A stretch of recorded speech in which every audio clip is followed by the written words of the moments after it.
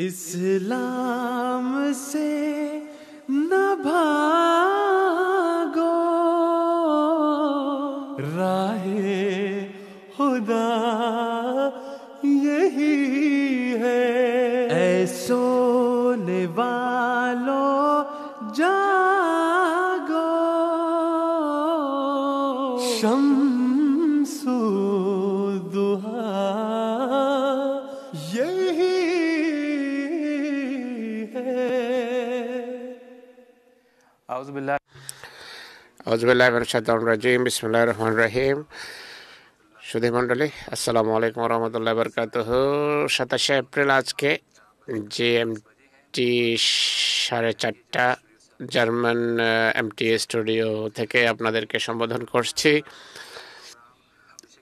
এই অনুষ্ঠান আপনারা জানেন লাইভ ইন্টারেক্টিভ। বর্তমান সিরিজ এর একটি শেষ প্রোগ্রাম। এই প্রোগ্রামকে ইন্টারেক্টিভ রাখার উদ্দেশ্য হলো দর্শকরা এর মাধ্যমে যেন যোগাযোগ করে প্রশ্ন জিজ্ঞেস করতে পারেন। আমরা এই অনুষ্ঠানের মাধ্যমে সেগুলোর উত্তর দেব। আমাদের আলেমেরা এইসব প্রশ্নের উত্তর দেবেন। এই উদ্দেশ্যে আমাদের সাথে স্টুডিওতে আজকে আছেন জনাব শামসাদ কমর সাহেব এবং একই সাথে জনাব ইন্তিসার আহমদ সাহেব রয়েছেন। দর্শক, আপনারা জানেন আমরা দর্শকদের সুযোগ দিতে চাই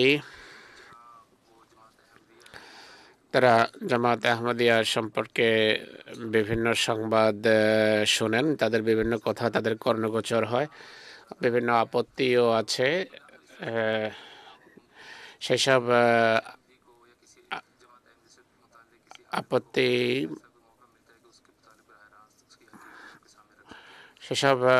আপত্তি অনেকে আপত্তির উত্তর খুঁজে এই প্রোগ্রামের মাধ্যমে আমরা আপনাদের আপত্তির উত্তর দিতে চাই। কোনো প্রশ্ন যদি থাকে বা এমন জন্য কোনো কথা যদি শুনে থাকেন যা সঠিক মনে না হয় বা আপনি যাই জানতে চান না কেন জিজ্ঞেস করুন। প্রোগ্রামের যোগাযোগের মাধ্যমগুলো বলে দিচ্ছি। হোয়াটসঅ্যাপের মাধ্যমে যোগাযোগ করতে পারেন, ফোনও করতে পারেন। এই সিরিজ যা উপস্থাপন করা হচ্ছে এতে বিশেষ করে গত অনুষ্ঠানে আমরা যে আলোচনা করেছি, যে বিষয়ে আলোচনা করেছি তা হলো কোরআন এবং হাদিস আর উম্মতের অতীত পুণ্যবান বুজুর্গদের কথার বরাতে আমরা এখানে উপস্থাপন করেছি যে চতুর্দশ শতাব্দী সম্পর্কে আল্লাহ তাআলা তাদেরকে সংবাদ দিয়েছেন, বুজুর্গকে সংবাদ দিয়েছেন। এই শতাব্দী সম্পর্কে মৌলিক যে কথা তা হলো এক সংস্কারকের আসার কথা। এই সংবাদ আল্লাহ তাআলা অনেককে দিয়েছেন। আল্লাহ তাআলার কৃপায় আহমদিয়া মুসলিম জামাতের সদস্যরা খোদার এসব প্রতিশ্রুতি এবং মহানবীর ভবিষ্যৎবাণীগুলোকে একইভাবে উম্মতের পূর্ণবান বুজুর্গরা যারা ছিলেন তারাও আল্লাহর পক্ষ থেকে সংবাদ পেয়েছেন এ সম্পর্কে। আর এই শতাব্দীর শিরোভাগে হযরত মসিহ মাউদ আলাইহিস সালাতু ওয়াস সালাম মির্জা গোলাম আহমদ কাদিয়ানী আলাইহিস সালামকে আল্লাহ তাআলা প্রেরণ করেছেন। তার মাধ্যমে ইসলামকে যেন পুনরুজ্জীবিত করা যায়, উম্মতে মুসলিমা যেন মহানবীর যুগে যে স্বর্ণযুগ ছিল সেই স্বর্ণযুগ যেন আবার দেখে, যা অবশ্য মধ্যবর্তী সময়ে কালের প্রবাহে কিছুটা দুর্বলতা এসে যায়। আর ত্রয়োদশ শতাব্দীতে পূর্ণ অন্ধকার ছেয়ে গিয়েছিল। সেই অন্ধকার দূরীভূত করার জন্য আল্লাহ তাআলা মসিহ মাউদকে পাঠিয়েছেন। গত 1 শতাধিক বছর কাল ধরে জামাতে আহমদিয়ার সাথে সম্পর্কযুক্ত ব্যক্তিরা তাদের ইমামের নেতৃত্বে ত্যাগ স্বীকার করে আসছি, যা ইসলামের খেদমতের জন্য, ইসলামের তাবলীগের জন্য, বিজয়ের জন্য আল্লাহ তাআলা চান। আমাদের সে কোরবানি ধারা অব্যাহত থাকবে। আমাদের ভাইদেরকেও দাওয়াত দেব তারা যেন আল্লাহ এই ঐশী আওয়াজে কর্ণপাত করে এবং মসিহ মাউদকে মানার সুযোগ পায়। আজকে আলোচনা যেভাবে আরম্ভ করতে চাই আমি, তা হলো পূর্বের কয়েকটি প্রোগ্রামে কোরআনের স্পষ্ট আয়াত আপনাদের সামনে তুলে ধরেছি, যে আয়াতগুলোতে আল্লাহ তাআলা স্পষ্টভাবে সেই যুগের সংবাদ দিয়েছেন যে যুগে মসিহ মওউদের আসার কথা ছিল। আজকে আরেকটি দৃষ্টিকোণ থেকে ভবিষ্যৎবাণী সম্পর্কে আলোচনা করব। খোদা তাআলার কালাম বা খোদার বাণীর এটি নিদর্শনমূলক দিক যে আল্লাহ তাআলা বিভিন্নভাবে নিদর্শন পৃথিবীর সামনে প্রদর্শন করেন, দেখিয়ে থাকেন, প্রমাণ করেন, অদৃশ্যের সংবাদ দেন। আল্লাহ তাআলা অনেক সময় পরিস্থিতির চিত্র তুলে ধরেন, আল্লাহ সাদৃশ্য দেখান অতীতের বিভিন্ন জাতির সাথে বর্তমান যুগের বর্তমান জাতির মিল এবং সামঞ্জস্য সাদৃশ্যকে আল্লাহ তাআলা তুলে ধরেন। আল্লাহ তাআলা বিশেষ শব্দ ব্যবহার করেন। আল্লাহ তাআলা শব্দের গাণিতিক মানের দিক থেকেও যুগের সাদৃশ্যতা তুলে ধরেছেন। আমরা হিসাবের দৃষ্টিকোণ থেকে কিছু কথা বলবো। জনাব ইন্তেসার সাহেবকে অনুরোধ করব যে কোরআন শরীফে উল্লিখিত আছে অনেক ভবিষ্যৎবাণী রয়েছে, অনেক এমন কথা আছে কোরআনে, আল্লাহ তাআলার যে নির্দিষ্ট রীতি আছে, এই দৃষ্টিকোণ থেকে আপনি কথা বলবেন। কোরআন শরীফে সূরা মুমিনুনে আল্লাহ তাআলা বলছেন, আনজালনা মিনাস সামাই মাআন বিকাদারিন ফাসকান্নাহু ফিল আরদ ওয়া ইন্না আলা যাহাবিন বিহি লাকাদিরুন। আমরা আকাশ থেকে এক ধারণা অনুসারে পানি অবতীর্ণ করেছি, সেই পানিকে পৃথিবীতে আমরা স্থির করে দেই, সেই পানি নিয়ে যাওয়ারও আমরা পূর্ণ ক্ষমতা রাখি। পানি বা বৃষ্টি বর্ষিত হয়, কিন্তু এই আয়াতে দৈহিক বৃষ্টির পাশাপাশি একটি আধ্যাত্মিক বৃষ্টির কথা বলা হয়েছে। সেই আধ্যাত্মিক পানি নবীদের মাধ্যমে পৃথিবীতে আল্লাহ তাআলা প্রেরণ করেন। আল্লাহ তাআলা এখানে বলছেন, আমরা যে আধ্যাত্মিক পানি অবতীর্ণ করেছি একটা নির্দিষ্ট সময় পর্যন্ত তা পৃথিবীতে থাকে, একটা সময়ের পর আমরা সেই পানি প্রত্যাহার করে নেই। মসিহ ইসলাম এই আয়াতের ব্যাখ্যায় বলছেন যে যে যুগে এই পানি ফিরে চলে যায়, সেই যুগ কখন আরম্ভ হবে, সাধারণ মানুষ কিভাবে তা ধারণা করতে পারে। হুজুর বলছেন যে ধারণা যে এভাবে করা যায় যে হাদিস থেকে আমরা জানি সেই ব্যক্তি তখন আসবেন যখন কোরআনের জ্ঞান তুলে নেওয়া হবে, অজ্ঞতা বিস্তার লাভ করবে। আর হাদিসে মহানবী এটিও বলেছেন, এই যুগ যখন আসবে ঈমান পৃথিবী থেকে উঠে যাবে বা ঈমান পৃথিবী থেকে প্রত্যাহার করা হবে। সেই সংক্রান্ত হাদিস হলো কান আল ঈমান ওয়া ইযা তুরাইয়া লানা আলাহু রাজুলুন আও রিজালুন মিন হাউলাই, সালমান ফার্সির প্রতি ইঙ্গিত। এদের মধ্য থেকে এক ব্যক্তি আবার ঈমানকে ফিরিয়ে নিয়ে আসবেন। আপনি বললেন যে এক গাণিতিক হিসাবের দৃষ্টিকোণ থেকে বিষয়টা আলোচনা করুন। আমরা দেখি যে এই আয়াতে কোনো ইশারা আছে কিনা। এটি এক ধরনের জ্ঞানের শাখা শত শত বছর ধরে চলে আসে। আরবি শব্দের প্রতিটি শব্দের একটা ভ্যালিউ আছে, একটা গাণিতিক মান আছে। কোনো বাক্যে বা কোনো শব্দের অক্ষরগুলোকে যোগ করে যে সংখ্যা দাঁড়ায়, তার মাধ্যমে একটা যুগ বা একটা সময়ের ধারণা করা হয়। মুসলমানদের ভিতর প্রচলিত যেমন 786 একটা সংখ্যা আছে, বিসমিল্লাহর জন্য এটি বলা হয়। পাকিস্তান এবং অন্যান্য দেশে গাড়ির সামনে যে গ্লাস, তাতে 786 বা ঘরেও 786 লেখা থাকে। অর্থাৎ বিসমিল্লাতে যে অক্ষরগুলো আছে সেইগুলোর গাণিতিক মান হলো 786। সেই দৃষ্টিকোণ থেকে আসে কথা হচ্ছে বেসিন মিমের বিভিন্ন গাণিতিক মান আছে, এগুলোর যোগফল হলো 786।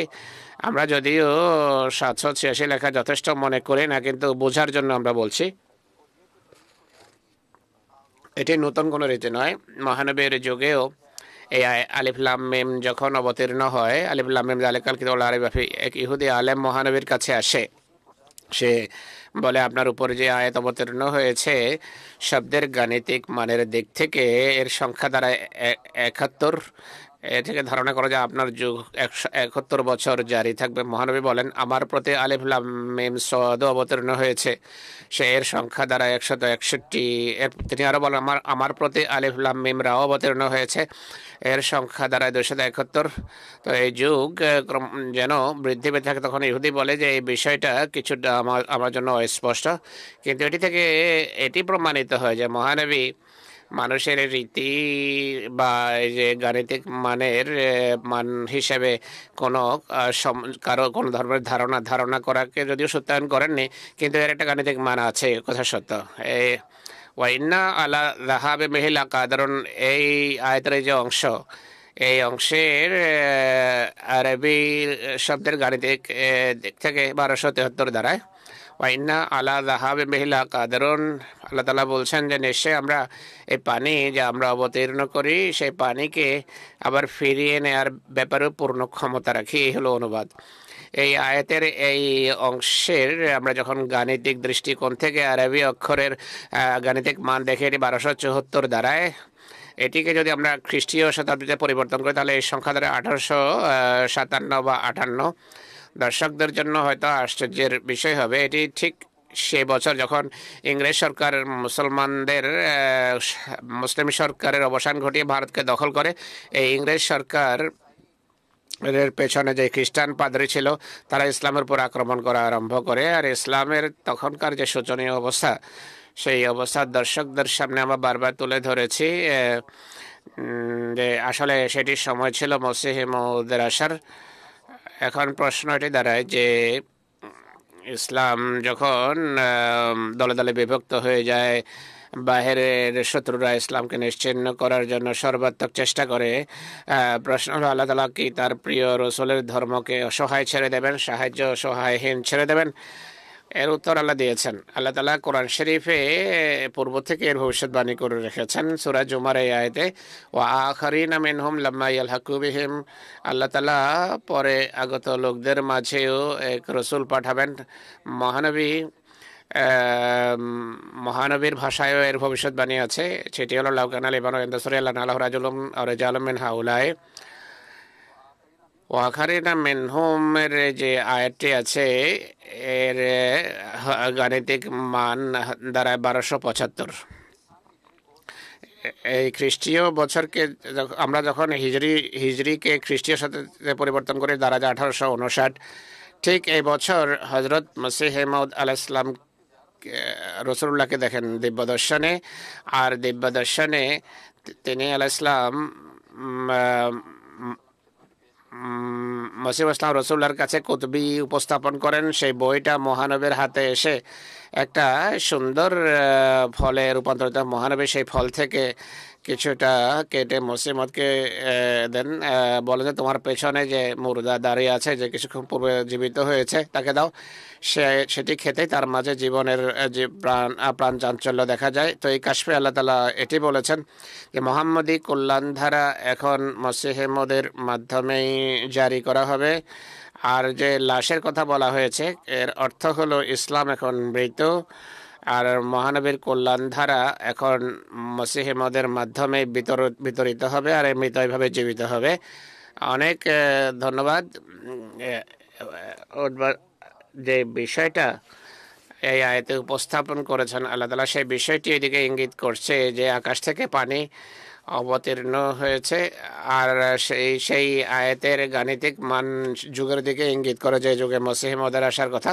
সূরা সাজদার ভবিষ্যৎবাণীর কথা আমরা বিগত প্রোগ্রামগুলোতে উল্লেখ করেছি। সেই আয়াতেও আল্লাহ তাআলা বলেন যে ইউদাব্বিরুল আমরা মিনাস সামাই ইলাল আরদ, অর্থাৎ শরীয়ত আল্লাহ তাআলা আকাশ থেকে নাজিল করেছেন, বা নাজিল করানোর পর 1000 বছর সময়ে সেটি আল্লাহ তাআলা তুলে নেবেন। স্পষ্ট ইঙ্গিত রয়েছে যে সর্বশ্রেষ্ঠ যুগের পর 1000 বছর, তো অর্থাৎ 1300 বছরের দিকে স্পষ্ট ইঙ্গিত।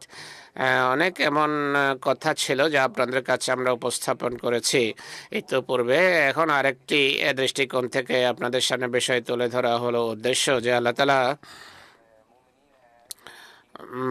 মোমেন এবং যারা বিশ্বাস রাখে তাদেরকে এইভাবে বোঝান। অনেক কিছু প্রকৃতির লোক এমন আছে যারা এইভাবে বুঝতে চায়। দর্শকদের পক্ষ থেকে আরেকটা প্রশ্ন এসেছে, সে প্রশ্নের দিকে আসব। পাকিস্তান থেকে তিনি বলছেন যে কোরআনের বৈজ্ঞানিক দৃষ্টিকোণ থেকে কিছু বলুন। এটি অঙ্কের যে বিজ্ঞান, সায়েন্স, সেটি আমরা তুলে ধরেছি। শামসাদ সাহেব, এই বিষয়ের ধারাবাহিকতায় আপনার কাছে আসবো।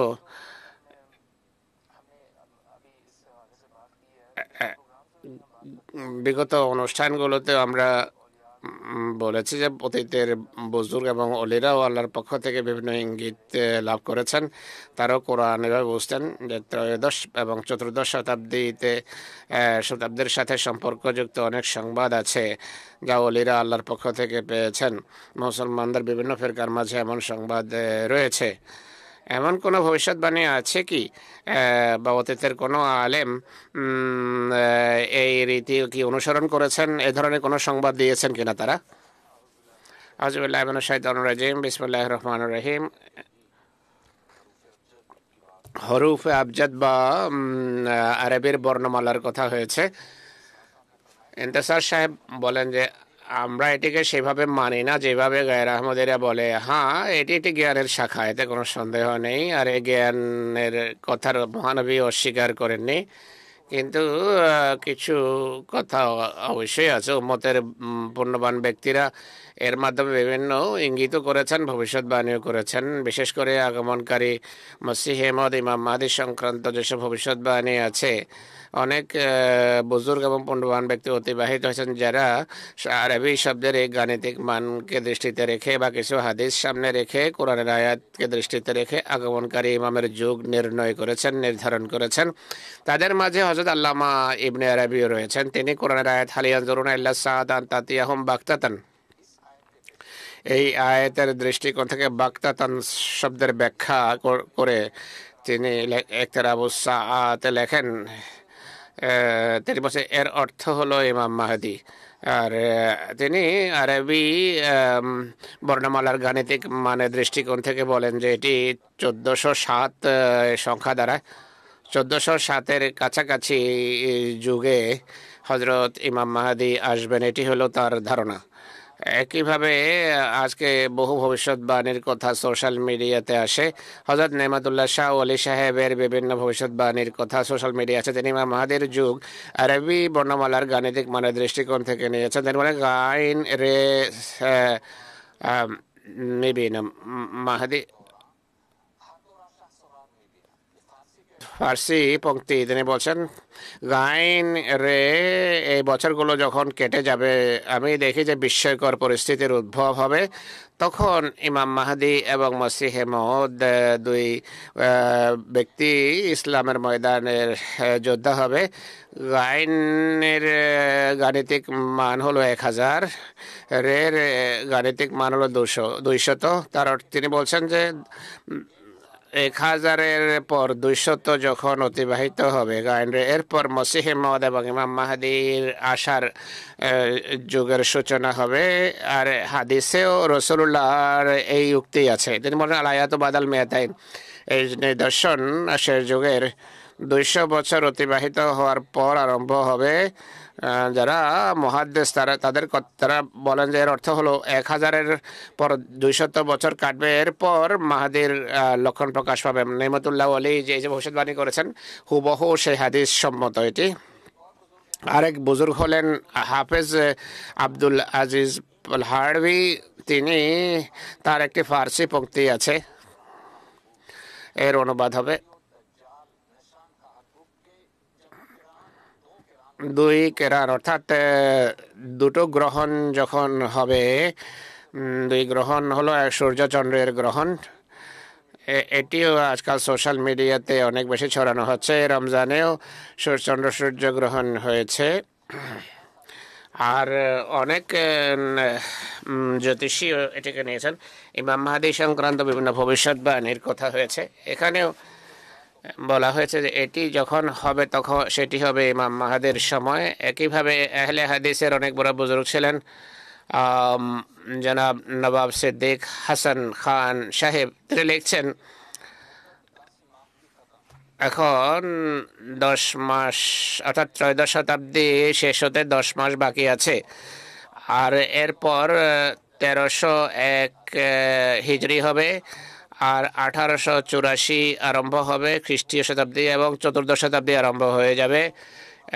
আর ঈসা নাজাল হবে আর মাহদী আসবেন অর্থাৎ দাজ্জালও এই প্রথম শতাব্দীতে আসবে, মাহদী আলাইহিস সালামও এই শতাব্দীতে আবির্ভূত হবেন। একইভাবে হযরত শাহ অলিউল্লাহ মুহাদ্দিস দেলভি রহমতুল্লাহ লিখছেন যে তিনি ইমাম মাহদী ক্ষেত্রে চেরাগ দিন শব্দের গাণিতিক মান বের করেছেন। তিনি বলছেন যে এই দৃষ্টিকোণ থেকে যদি দেখি তাহলে সেটি 1268 দাঁড়ায়, অর্থাৎ 1268 হিজরির পর এই মাহদী সংক্রান্ত নিদর্শনাবলী প্রকাশ পাবে এবং মাহদী আসবেন। চেরাগ দিন শব্দের অর্থাৎ ধর্মকে যে আলোকিত করবে, অর্থাৎ রাত যখন চরম অমানিসায় পরিবর্তিত হবে তখন চেরাগ দিন আসবেন এবং সেটি হলো 1268 হিজরি। সেই যুগে তিনি আসবেন। শেখ আলী আসগার আবরাজভি ইনি লিখছেন যে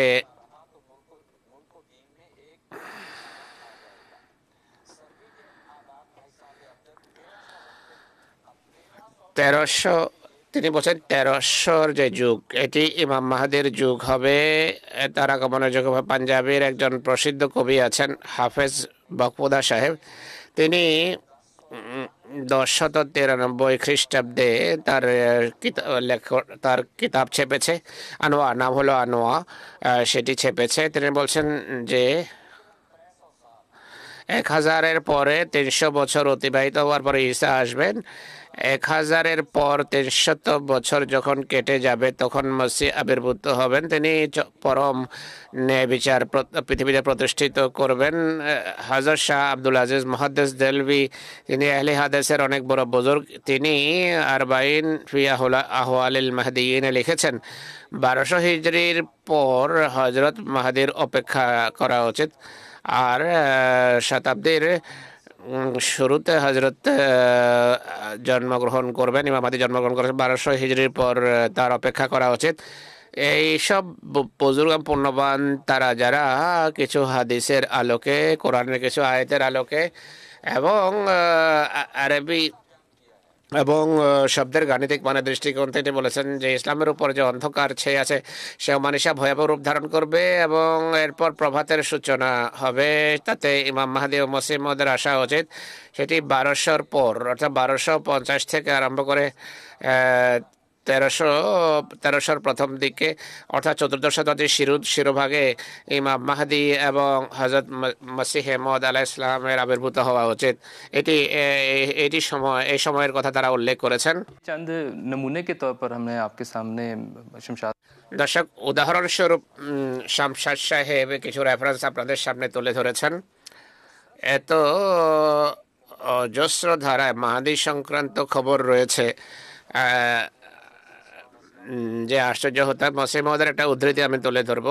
মসিহ ইসলাম বলছেন, পরিতাপের বিষয় এটি দেখে না যে এই মসিহ মউদের দাবি অসময়ে করা হয়নি। ইসলাম ফরিয়াদ করে বলছে যে আমি নির্যাতিত, আকাশ থেকে আমার সাহায্য করা প্রয়োজন। 13শ শতাব্দীতে হৃদয় সাক্ষ্য দেয় যে 14শ শতাব্দীতে অবশ্যই আল্লাহ তাআলার সাহায্য আসবে আকাশ থেকে। অনেকেই কবরে সমাহিত হয়েছে যারা কেঁদে কেঁদে শতাব্দীর অপেক্ষায় ছিল। আল্লাহর পক্ষ থেকে যখন কাউকে প্রেরণ করা হয় তাকে প্রত্যাখ্যান করেছে শুধু এই কারণে যে তিনি মৌলবীদের কথা মানেননি।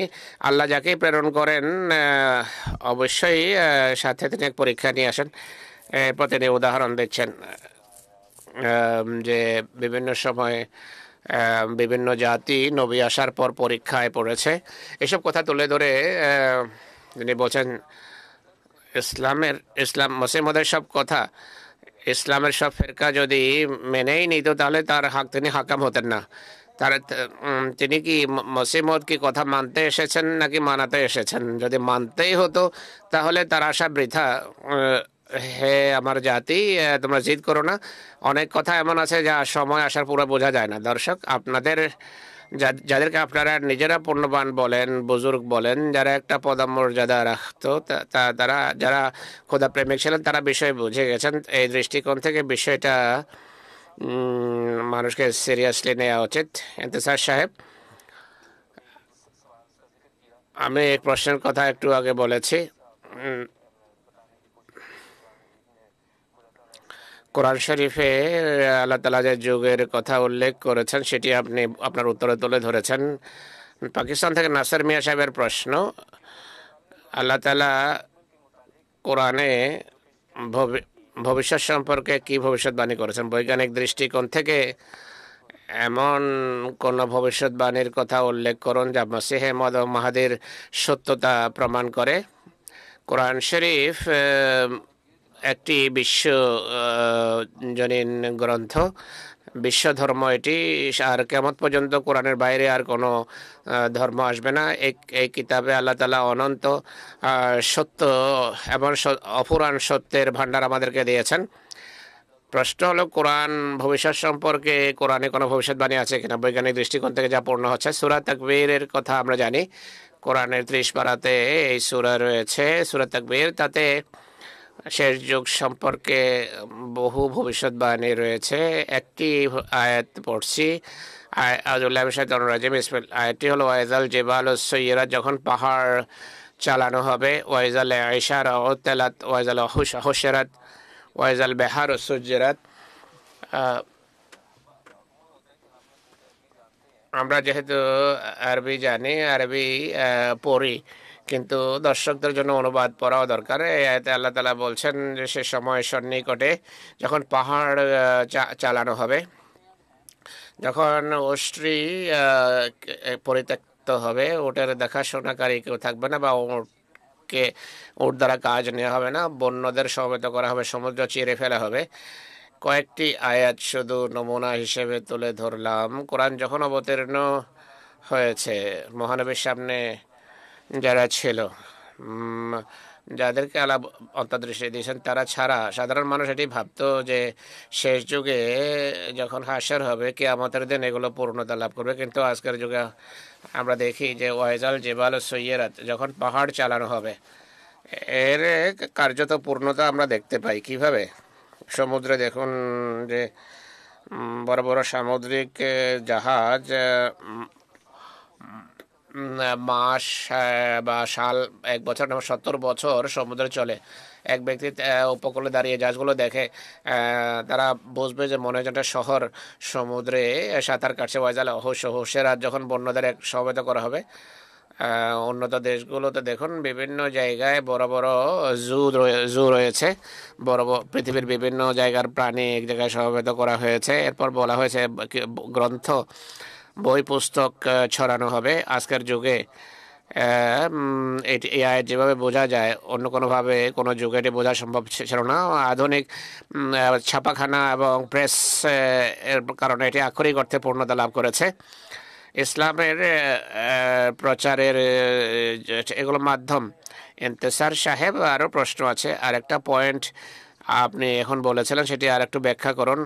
ওয়াইজাল ইশারা উতলাতের বরাতে যে পরিবহন মাধ্যমের দিকে ইশারা, আধুনিক পরিবহন মাধ্যম। ওয়াইজাল ইশারা উতলা, যখন অস্ট্রি বেকার হয়ে যাবে। ইশার 10 মাসের গর্ভবতী উটকে বলা হয় ইশার। আরবদের দৃষ্টিতে মহানবীর সময়ে উট সবচেয়ে মূল্যবান ভ্রমণ মাধ্যম ছিল। আর ইশারা উতলাতের অর্থ উট পরিত্যক্ত হবে। এর অর্থ হলো একটি যুগ এমন আসবে, উটের মতো মূল্যবান প্রাণীও পরিত্যক্ত হবে, আর ভিন্ন পরিবহন মাধ্যম সামনে আসবে। উট পরিবহনের জন্য ব্যবহার হতো। জাযাকাল্লাহ, অনেক ধন্যবাদ। আমাদের নাসের মিয়া সাহেবের কাছে আমরা নিবেদন করি যে আপনার প্রশ্ন সেই অবস্থার সাথে সম্পর্কযুক্ত যা শেষ যুগে অর্থাৎ শেষ যুগের সাথে সম্পর্কযুক্ত। ভবিষ্যতে আল্লাহ তাআলা যদি সুযোগ দেন, আমরা বিস্তারিতভাবে সেই সকল চিত্র যা আল্লাহ তাআলা কোরআনে উল্লেখ করেছে তুলে ধরব। আজকে যুগের বরাতে কথা বলছি, তাই ভিন্ন আঙ্গিকে কথা হচ্ছে। এই ভবিষ্যৎবাণী এবং এই যুগ আমরা দর্শকদের সামনে এই যুগ নিয়ে আলোচনা করছি। আমাদের এক বন্ধু যোগাযোগের চেষ্টা করছেন, শামসার সাহেব, কোনো কারণে যোগাযোগ হচ্ছে না। আর রিফুজ্জামান সাহেব আবার বাংলাদেশ থেকে প্রশ্ন পাঠিয়েছেন। তার প্রশ্ন আমরা টেক্সট করেছেন। প্রশ্ন হলো, কোরআন এবং হাদিসে হযরত মসিহ ইসলাম আরবাইনে লিখেছেন যে কোরআন হাদিস এবং অতীতের বুজুর্গরা ভবিষ্যৎবাণী করেছেন যে আগমনকারী ইমাম মাহদীকে কাফের আখ্যা দেওয়া হবে আর তাকে হাসি ঠাট্টা করা হবে। এর পটভূমি হলো তিনি যেখানে থাকেন সেখানে এই দৃষ্টিকোণ থেকে প্রশ্ন উঠানো হচ্ছে, মানুষ আপত্তি করছে, এই অনুষ্ঠানের মাধ্যমে তিনি জানতে চাচ্ছেন। দেখুন কোরআন হাদিসে যেখানে আল্লাহ এবং আল্লাহ রসুল বলেছেন পূর্ববর্তী নবীদের সঙ্গে যা কিছু হয়েছে ভবিষ্যতের নবীদের সঙ্গেও তাই হবে। ইমাম মাহাদি এবং মসিহ মাউদের সঙ্গেও, মসিহ নবী হবেন তার সঙ্গেও এমনই করা হবে।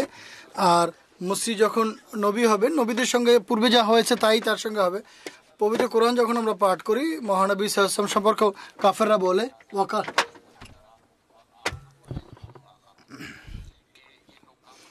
কাফেররা বলে যে ইনি যে যা রচনা করেছে তা মিথ্যা রচনা করেছে, আর তার এই মিথ্যা রচনায় অন্য কোনো জাতি তাকে সাহায্য করেছে। এরপর আল্লাহ তাআলা আরেক জায়গায় বলছেন সূরা আল আনামের আয়াত 113 নম্বর আয়াতে, ওয়া কাযালিকা জাআলনা লিকুল্লি নবিয়্যিন আদুওয়ান শায়াতিনাল ইনসি ওয়াল জিন্নি, অর্থাৎ প্রত্যেক নবী যিনি পৃথিবীতে এসেছেন আমরা প্রত্যেক নবীর শত্রু ছিল, আল্লাহ বানায় না, আল্লাহ তাদেরকে শত্রু আখ্যায়িত করেন। অর্থাৎ সব নবীরই শত্রু ছিল, শয়তানের মধ্যে হতে মানুষের মধ্যে হতেও।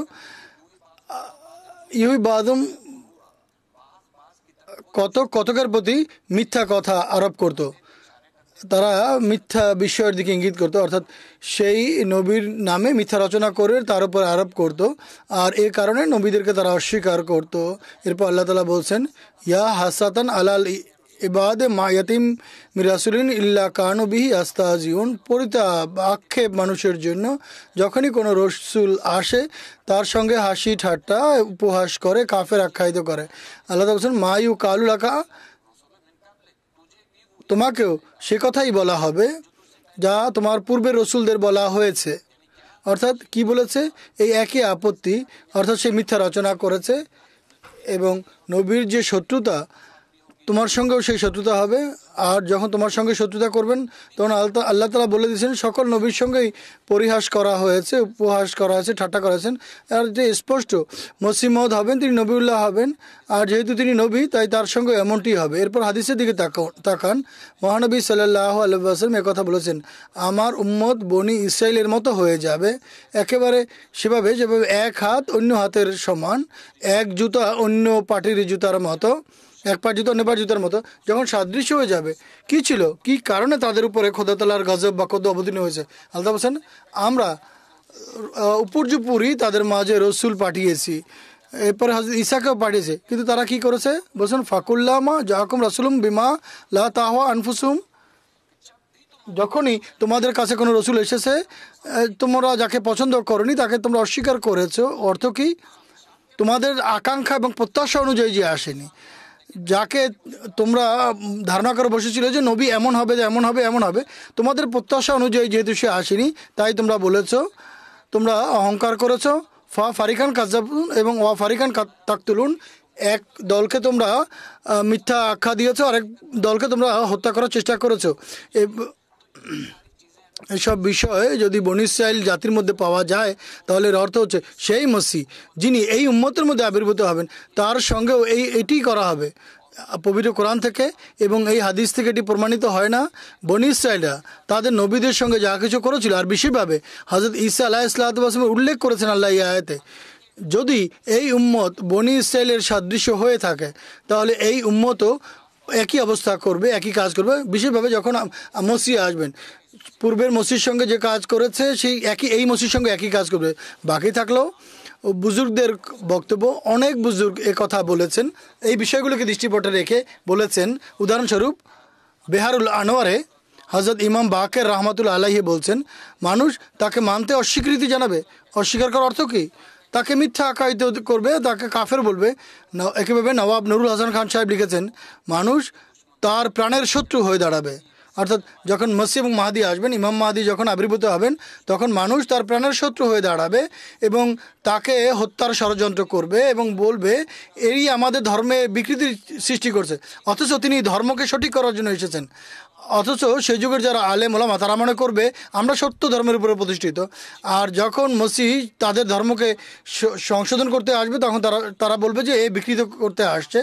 তো মুক্তবাদ ইমাম রাব্বানী রহমতুল্লাহ আলাইহি হুবহু একই কথা লিখেছেন, যখন মসিহ আসবেন মানুষ তার বিরোধিতা করবে, তার শত্রু হয়ে যাবে এবং তাকে বলবে যে আমাদের ধর্মকে বিকৃত করছো, তাই তাকে হত্যা করার চেষ্টা করবে।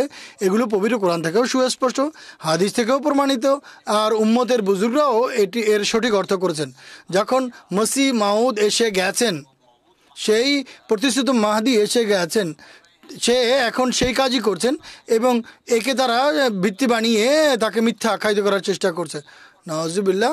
আল্লাহ তাআলা বলছেন, মহানবী সাল্লাল্লাহু আলাইহি ওয়াসাল্লামকেও তারা এই কথা বলছেন, ওয়াকাল আল্লাযিনা কাফারু ইন হাদা ইল্লা ইফকুন ইফতারা, এ তো মিথ্যা বলছে। আজ আগমনকারী মসির উপরও একই অপবাদ তার আরোপ করছে যে সে মিথ্যা বলছে। কোথাও লেখা নাই, অথচ লেখা আছে, সব কিছু সব জায়গায় আছে, সুস্পষ্ট আছে, কিন্তু দেখার মতো দৃষ্টিশক্তি দরকার। যতক্ষণ পর্যন্ত তাদের সেই দৃষ্টিশক্তি না হবে তা দেখতে পাবে না। আপনার কথা শুনে মনে পড়ছে, বিগত অনুষ্ঠানে সূরা ফাতিহার বরাতে আপনি বলেছিলেন যে মসিহকে অস্বীকার কারণেই এখানে মাগদুব আলাইহিম ওয়ালাদ-দাল্লিন তারা প্রতিপন্ন হবে। জাযাকাল্লাহ, অনেক অনেক ধন্যবাদ শামসুর সাহেব। আমরা আমাদের আলোচনা এগিয়ে নিয়ে যাব। আমরা পবিত্র কোরআনের আলোকে কথা বলছিলাম।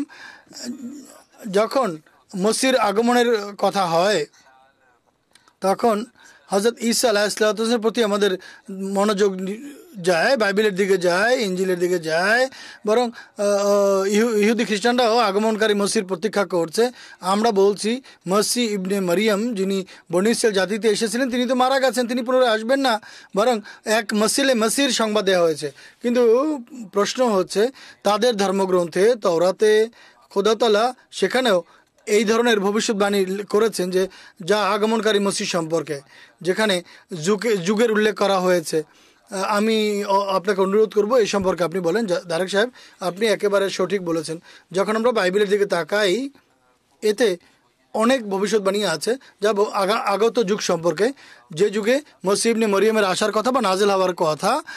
তাদের গ্রন্থের মধ্যে একটি হচ্ছে দানিয়েল, যা হযরত দানিয়েল আলাইহিসসালামের প্রতি আরোপ করা হয়, যেটি তার গ্রন্থ।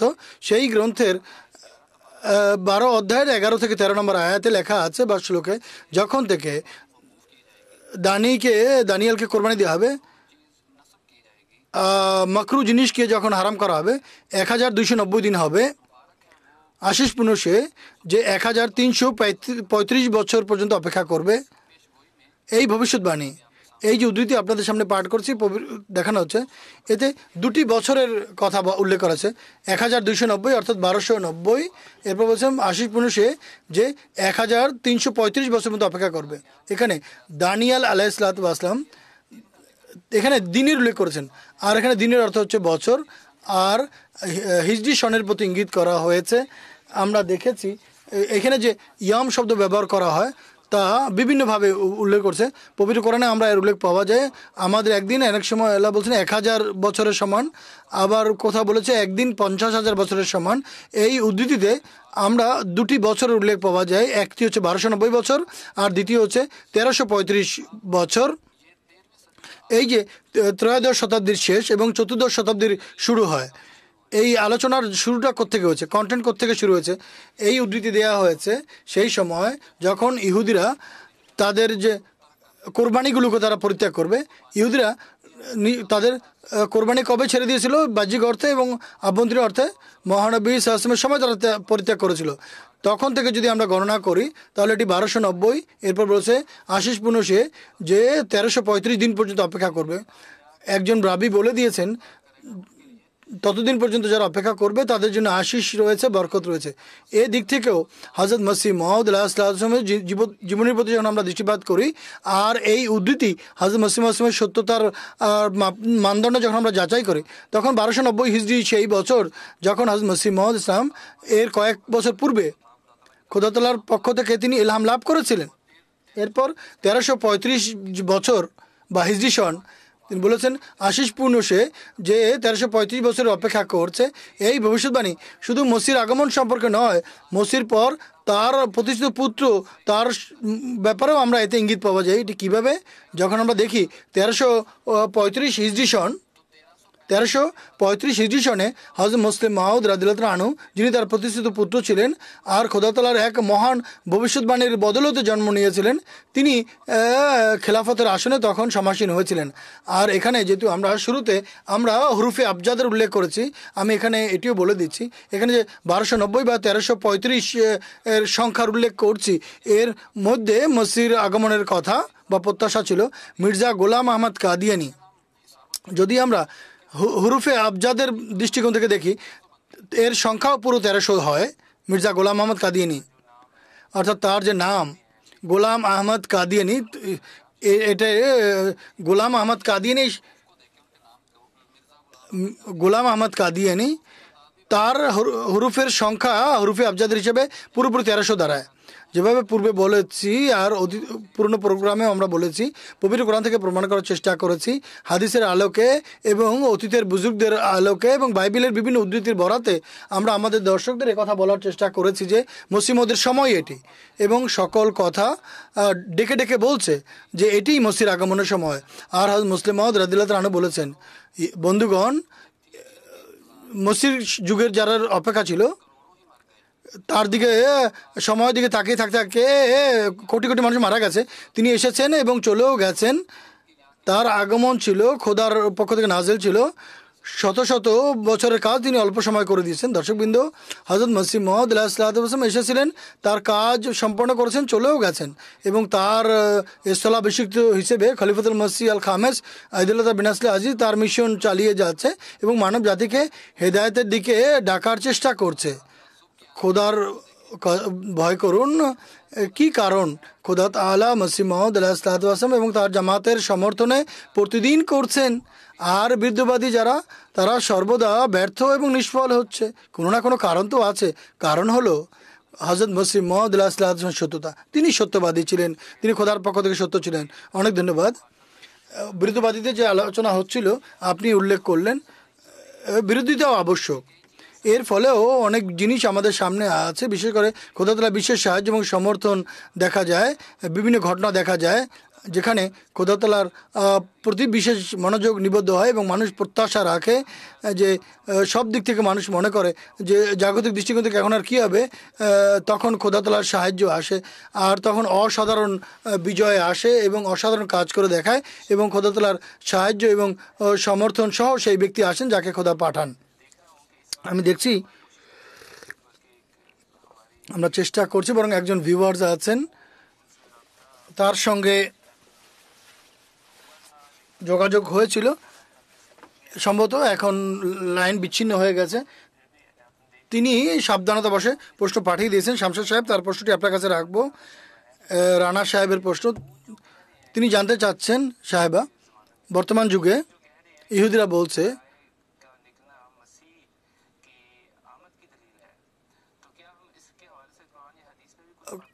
তিনি এটা প্রশ্ন করেছেন, উত্তর দিলে বোঝা যাবে প্রশ্নটা কি।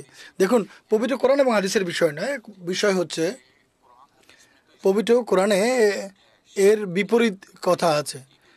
কোরআন এবং হাদিসে শিরকের মূলোৎপাদন করা আছে। লাল রঙের গাভী বলতে কি বোঝানো হয়েছে?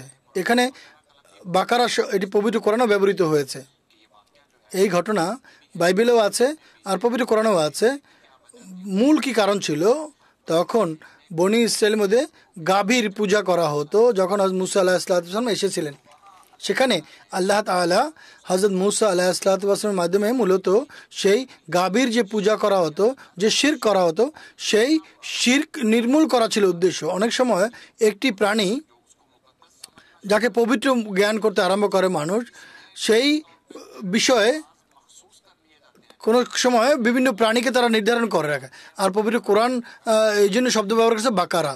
আর বাকারা অর্থ হচ্ছে শুধু গাভী নয়, বরং গাভীর প্রজাতি। এর মধ্যে বনী ইসরাইল জাতি মূলত সে সময় ষাঁড়ের পূজা করত বা গরুর পূজা করত। বিশেষ করে একটি লাল রঙের গাভী ছিল, তার উপরে কোনো চিহ্ন ছিল না, খুঁত ছিল না। তারা বলতো এটি অত্যন্ত পবিত্র প্রাণী। আজকাল আমাদের যুগে দেখুন, ইমাম হোসেন রাদিয়াল্লাহু আনহু শাহাদাতের স্মরণে শিয়ারা তাজিয়াত বের করে 10ই মহরম বা 10ই মহরম একটি ঘোড়া সাজিয়ে তারা নিয়ে আসে। সেই ঘোড়া, সব এলাকায় মানুষ ঘোড়াকে সাজায়, বিশেষ করে এই 2 দিন 9 বা 10 মুহররম, এবং সব এলাকার শিয়ারা করে। কিন্তু যে এলাকায় শিয়ারা সম্পদশালী তারা একটা বিশেষ ঘোড়া লালন পালন করে এবং এটি তারা এর উপরে বাহন হিসেবে ব্যবহার করে না, তারা পবিত্র ঘোড়া মনে করে। যেভাবে এদের মধ্যে শিরক পাওয়া যেত সেই একই শিরক শিয়ারা করছে। এখানে তারা গাভীকে গরুকে পবিত্র মনে করতো, আর এর মধ্যে বিশেষভাবে তারা একটি গরুকে পবিত্র জ্ঞান করতো যার রং ছিল লাল। হযরত মুসা আলাইহিসসালামের মাধ্যমে খোদা তাআলা চাচ্ছিল একে জবাই করো। উদ্দেশ্য ছিল জবাই করলে বা এর মাংসের প্রতি আল্লাহর কোনো উদ্দেশ্য ছিল না, অর্থাৎ উদ্দেশ্য ছিল এর পূজা করা হতো। আল্লাহ এক, আল্লাহর প্রতি মনোযোগ দাও, যে কাজের জন্য এই প্রাণীকে সৃষ্টি করেছে তাকে জবাই করো এবং তার মাংস খাও।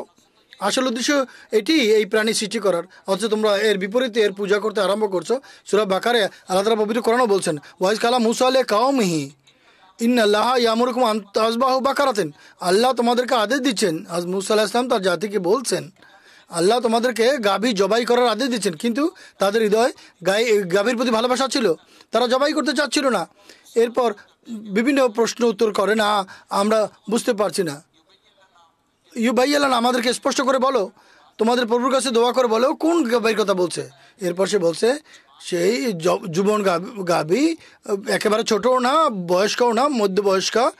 তখন তারা বলে যে এখন আমাদের কাছে স্পষ্ট হয়নি। তাহলে বলছে তার রংটা হবে তাসরুন নাজিরিন, যা দেখে মানুষ খুশি হবে, আনন্দিত হবে। অর্থাৎ সেই গাভী বা গরু তারা নির্ধারিত করে রেখেছিল, তাকে জবাই করতে চাচ্ছিল না, তারা কথা এদিক ওদিক ঘোরাচ্ছিল। হযরত মুসা আলাইহিস সালাম খোদার কাছ থেকে সংবাদ পেয়ে হযরত মুসা আলাইহিস সালাম যে সংবাদ দিচ্ছিলেন সেই গাভী সম্পর্কে বা সেই গরু সম্পর্কে যার পূজা করার জন্য তারা তাদের উপাসনালয় রেখেছিল। অবশেষে অনেক কথোপকথন বা প্রশ্ন উত্তরের পর আল্লাহ তাআলা বলেন, ফাযাবাহুহা ওমা কাদু ইয়াফালুন, জবাই করেছে তারা কিন্তু তাদের মন চাচ্ছিল না, অর্থাৎ তারা কোনোভাবেই চাচ্ছিল না জবাই করতে, আনুগত্য করেছিল কিন্তু আন্তরিকভাবে ইতাআত করে নেই। তাদের মধ্যে এই ধরনের একটি অভ্যাস ছিল।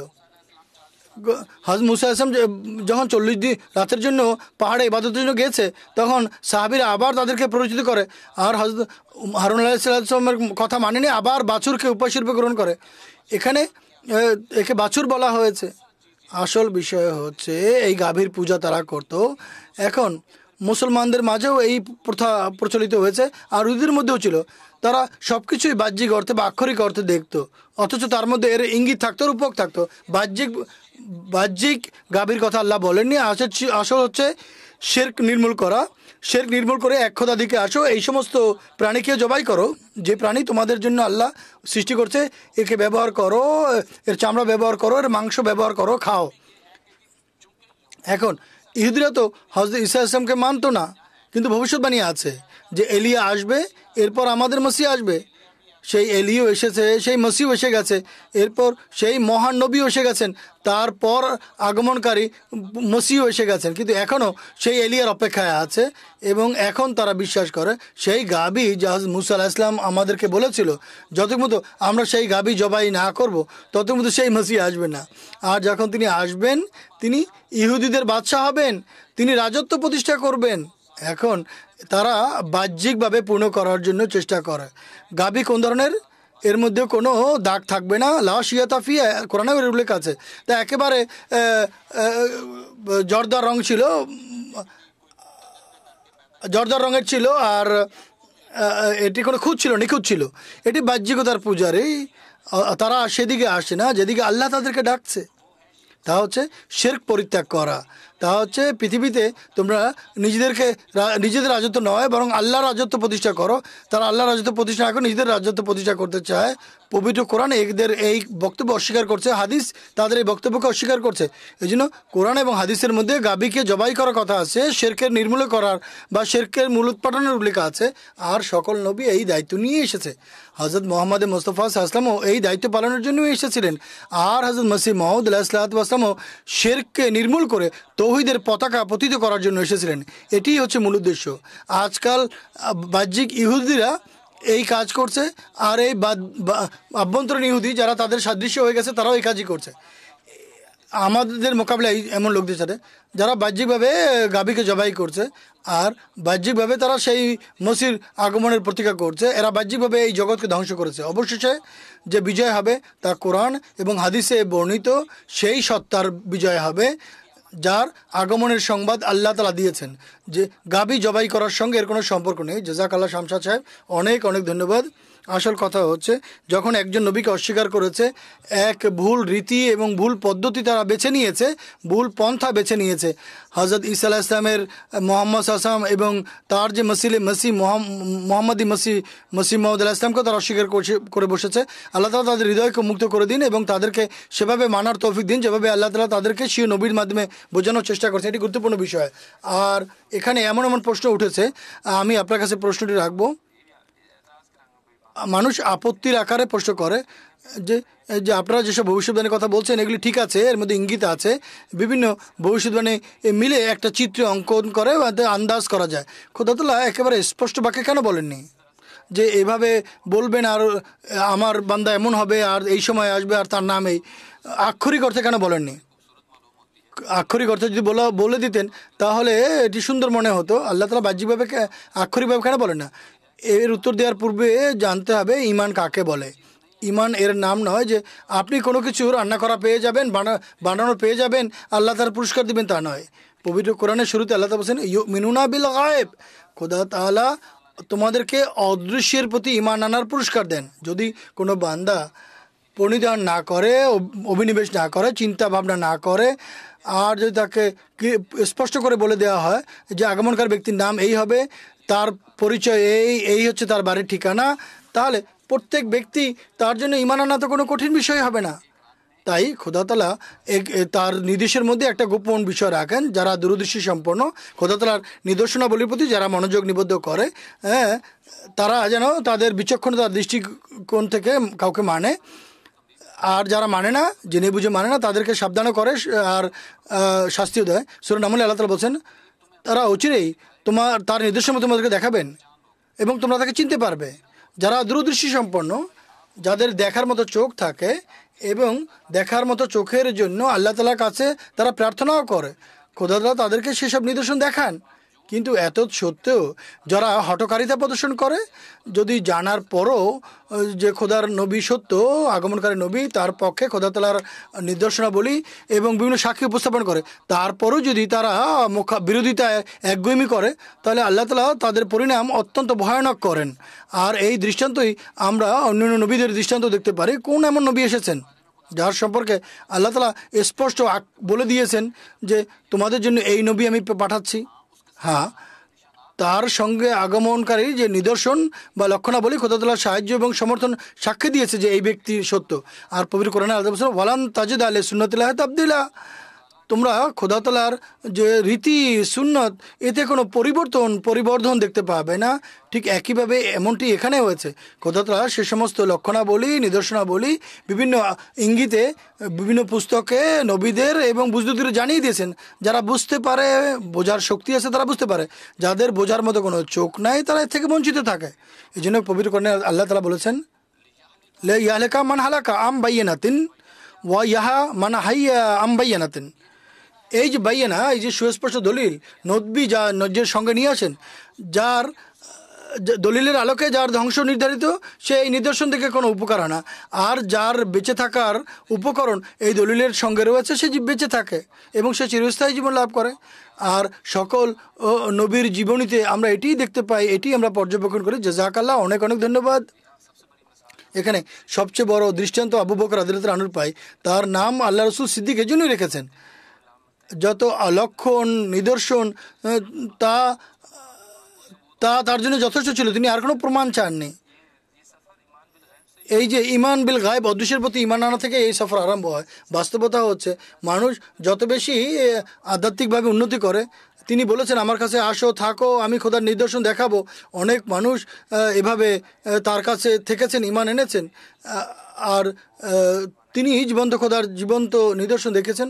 অনেক ধন্যবাদ দর্শকবৃন্দ। আমাদের অনুষ্ঠানও শেষ হয়ে যাচ্ছে। আমাদের একজন বন্ধু, আহমদী বন্ধু, তিনি তার নাম বলতে চাচ্ছেন, নাম বলতে অনিচ্ছুক। তার প্রশ্ন হচ্ছে মির্জা সাহেব জেহাদ রহিত করেছেন। শামসাদ সাহেব, আপনার কাছে প্রশ্নটি রাখবো। জেহাদ রহিত করেছেন, তার বিশ্বাস অনুযায়ী ইমাম মাহাদি এসে যুদ্ধই করবেন আমরা শুনেছি, অথচ আপনারা জেহাদকে রহিত করেছেন। তিনি আরও একটি আপত্তি যোগ করেছেন তার প্রশ্নের মধ্যে, ইংরেজ সরকারের আনুগত্য করার নির্দেশ দিয়েছেন মির্জা সাহেব। এইসব কাজ কি তিনি ঠিক করেছেন? এই সম্পর্কে আপনি আমাদেরকে বলবেন। ইংরেজ সরকারের আনুগত্যের যতটুকু সম্পর্ক এই যে নির্দেশ দিয়েছেন, আমাকে বলুন। আমরা এখানে জার্মানিতে বসে আছি, এখানে কি মুসলমানদের সরকার? বা এই বন্ধু যেখানে বসে আছেন সেখানে কি মুসলমানদের রাষ্ট্র? যদি মুসলমানদের রাষ্ট্র না থাকে, সেখানে যদি ইংরেজ সরকার থাকে, তাহলে তিনি সেখানে বসে জেহাদ করছেন নাকি সেই রাষ্ট্রের আনুগত্য করছেন? তাহলে লেমা তাকুলুন মালা তাফালুন, তাহলে আপনি অন্যদের তাকানো বলছেন, যা নিজে করছেন না। যদি ইংরেজ সরকারকেই আপনি টার্গেট করেন আর এর বিরোধিতা করা উচিত ছিল, তাহলে এই বন্ধু কেন বিরোধিতা করছেন না? তিনি নিজেও তো ইংরেজ সরকারে বসে আছেন। আল্লাহটি পছন্দ না, কাবুরা মাক্তান ইন্দালাহে, আল্লাহর দৃষ্টিতে এটি অত্যন্ত রাগান্বিত করার মতো বিষয়। যদি তোমরা তা বলো যা তোমরা করো না, এটি আল্লাহ পছন্দ করে না। দ্বিতীয়ত, তরবারির জেহাদের যতটুকু সম্পর্ক, মির্জা সাহেব তরবারির জেহাদ রহিত করেননি, এটি ভুল কথা। তিনি জেহাদ রহিত করেননি, জেহাদের নামে যে নৈরাজ্য বিশৃঙ্খলা, এটাকে রহিত করেছেন। তারা যাকে জেহাদ আখ্যায়িত করতো তা জেহাদ ছিল না, তা ছিল নৈরাজ্য বিশৃঙ্খলা। এই জন্য একে রহিত করেছেন, কারণ এটা সঠিক ছিল না। যদি তা সত্যিকার জেহাদ হতো, তাহলে এটি চিন্তা করেন। আপনি কি মোমেন? এখনও যে সমস্ত মুসলমান সংগঠন আছে যারা জেহাদের জয়ধ্বনি দেয়, তারা কি সফল হয়েছে? নাকি এদের কারণে ইসলামের দুর্নাম হচ্ছে? এ কারণে মুসলমানদের দুর্নাম হচ্ছে, সারা পৃথিবীতে প্রতিদিন লজ্জিত হচ্ছে। আনকুন্তুম আলাউনাল মুমিনিন, যদি তোমরা মুমিন হও তাহলে বিজয় তোমাদের হবে, তোমরাই সফল হবে। কেন তোমাদের বিজয় আসছে না? মোহাম্মদ মুস্তাফা সাল্লাল্লাহু যুগে যখন মানুষের হৃদয়ে ঈমান ছিল, 313 জন ছিলেন, আর 1000 মানুষের উপরে তারা বিজয় লাভ করতো, তা আল্লাহ তাআলা তাদেরকে বিজিত করতেন। কেন? তাদের মাঝে ঈমান ছিল। আজ তোমাদের 52টি দেশ মুসলমান, তারা সবাই এবং সেই সংগঠনকে অনেক সাহায্যও করছে। কেন বিজয় লাভ করছে না? কেন? ঈমান নাই। আর জেহাদের শুধুমাত্র নাম সর্বস্ব, বাহ্যত তোমরা ফাসাদ করছো। আল্লাহ তাআলা কখনো নৈরাজ্যকে সফল করতে বাধ্য নন। তোমরা নৈরাজ্য সৃষ্টি করবে আর আল্লাহ তোমাদেরকে সাহায্য করবে, এটি নয়। আল্লাহ লা ইউহিব্বুল ফাসাদ, আল্লাহ লা ইউহিব্বুল মুফসিদিন, আল্লাহ ফাসাদ পছন্দ করেন না এবং নৈরাজ্যবাদীদেরও পছন্দ করেন না। এই ফাসাদেরকেই তারা জিহাদ নাম দিয়েছে। হযরত মসিহ মাউদ বলেছেন এটি ভুল কাজ, এটি শরীয়ত পরিপন্থী। সত্যিকার জিহাদের যতটুকু সম্পর্ক, আমার বন্ধু জানেই না তরবারির সাথে যে জেহাদ, এটি তো বাধ্য হয়ে জেহাদ করা, জেহাদে আসগার বলা হয়, ছোট জেহাদ। আল্লাহ বলছেন জাহিদুম বিহি জেহাদান কবিরা, এর মাধ্যমে, অর্থাৎ পবিত্র কোরআন হাতে তুলে নাও, এই কোরআনের মাধ্যমে বড় জেহাদ করো। এই জেহাদে কবির উল্লেখ করে না, জেহাদে সগির উল্লেখ করে শরীয়তবিহীনভাবে, শরীয়তের শিক্ষার পরিপন্থী তারা যদি কোনো কাজ করে, তখন তারা ছত্রভঙ্গ হয়, নিজেরও দুর্নাম হয় এবং মহানবী সাল্লাল্লাহু আলাইহি ওয়াসাল্লামেরও নামেরও দুর্নাম করে, আর সেই ধর্মেরও দুর্নাম করে এবং খোদা তাআলার শিক্ষারও দুর্নাম করে। এটি শিক্ষা নয়। হ্যাঁ, ইমাম মাহদী আলাইহিসসালাতু ওয়াসসালামের কাজ হচ্ছে জেহাদ, আর আল্লাহ তাআলার ফজলে আমরা জেহাদ করছি, যেভাবে আল্লাহ আদেশ দিয়েছেন জাহিদুম বিহি জিহাদান কাবীরা, এই কোরআন শরীফকে হাতে তুলে নাও এবং এর মাধ্যমে জিহাদ করো। এই জিহাদ হযরত মসিহ মাউদ আলাইহিসসালাম যখন করেছেন, তখন শত্রুরা অস্বীকার করেছে। তো যে এখন মির্জা গোলাম আহমদ কাদিয়ানী আলাইহিসসালাম একমাত্র ব্যক্তি ছিলেন যিনি ধর্মের পতাকা তুলে নিয়েছিলেন হাতে, এবং পাঞ্জাব থেকে আরম্ভ করে ইংল্যান্ড পর্যন্ত তখন যত পাদ্রী ছিল তাদেরকে তিনি পরাস্ত করেছেন। এটি সেই জিহাদ ছিল যা ডক্টর এস্টারও মানে, যে তিনি খ্রিস্টানদের সঙ্গে ধর্মীয় বিতর্ক করেছে, তাদের পরাজিত করেছে, আর্য সমাজীদের সাথে বাহাস করেছে, পরাস্ত করেছে, শিখদের সঙ্গে বিতর্ক করেছে, তাদেরকে পরাস্ত করেছেন। তোমাদের আলেম ওলামারা স্বীকার করছে যে একমাত্র ব্যক্তি ছিল যিনি জেহাদ করেছেন, তিনি তখনও সফল হয়েছেন এবং তার প্রবর্তিত জেহাদ আজ খেলাফতের আনুগত্যতে, খেলাফতের নেতৃত্বে আজও জেহাদ করছে। এবং এখন আমরা যে কাজ করছি এটিও জেহাদই করছি, পবিত্র কোরআন অনুযায়ী করছি, কোরআনের আয়াত উপস্থাপন করছি। এটি হচ্ছে সত্যিকার জেহাদ। এরপর রয়েছে নফসের জেহাদ। খোদা তাআলার ইবাদত করে নিজের প্রবৃত্তি তাড়নাকে দমন করো, যেন নফস তোমাদেরকে ভুল পথে পরিচালিত করতে না পারে, তোমাদের অপকর্মকে তোমাদের সামনে সুন্দর করে দেখায়। এই জন্য নফসের তাড়না থেকে, নফসের রিপুর তাড়না থেকে বাঁচো। ধন সম্পদ উপার্জনের জন্য তোমাদেরকে কী না করতে আদেশ দেয়। পাকিস্তান দেখেন, একেবারে যারা ঠেলা গাড়ি চালায় তার থেকে বড় বড় ব্যবসায়ীরা কী করছে। এই জেহাদের দিকে আসেন। আপনারা যেদিকে যাচ্ছেন সেটি জেহাদ নয়, সেটি ফাসাদ, সেটি জেহাদই নয়। জাযাকাল্লাহ শামসুর সাহেব, অনেক ধন্যবাদ। খুবই ভালো হয়েছে, এই প্রশ্ন এসে গেছে। এই ধারণাটি ইমাম মাহাদি আলাইহিসসালামের সঙ্গে যুক্ত করা হয়। তিনি আসবেন এবং তরবারি দিয়ে যুদ্ধ করবেন, বিভিন্ন যুদ্ধ বিগ্রহ করবেন। জাযাকাল্লাহ, খুব সুন্দরভাবে আপনি আলোকপাত করছেন। একেবারে আমরা আমাদের অনুষ্ঠানের শেষ সময় পৌঁছে গেছি। আপনাদেরকে অনেক ধন্যবাদ। দর্শকবৃন্দ, আপনাদেরকেও ধন্যবাদ যারা আমাদের কাছে প্রশ্ন পাঠিয়েছেন, আপনাদেরকেও ধন্যবাদ। এই সিরিজ যেটা জার্মানি থেকে উপস্থাপন করা হচ্ছে আল্লাহ তাআলার ফজলে, এটি আজকের অনুষ্ঠানের মাধ্যমে শেষ হচ্ছে ইনশাআল্লাহ। এমটি এর অন্য কোনো স্টুডিও থেকে আগামী সপ্তাহে একই সময়ে আপনারা রেহাইদ অনুষ্ঠান দেখবেন। ততক্ষণ পর্যন্ত আমাদেরকে অনুমতি দেবেন, আমাদেরকে দোয়ায় স্মরণ রাখবেন। জাযাকুমুল্লাহ আহসানাল জাযা। আসসালামু আলাইকুম ওয়া রাহমাতুল্লাহি ওয়া বারাকাতুহু।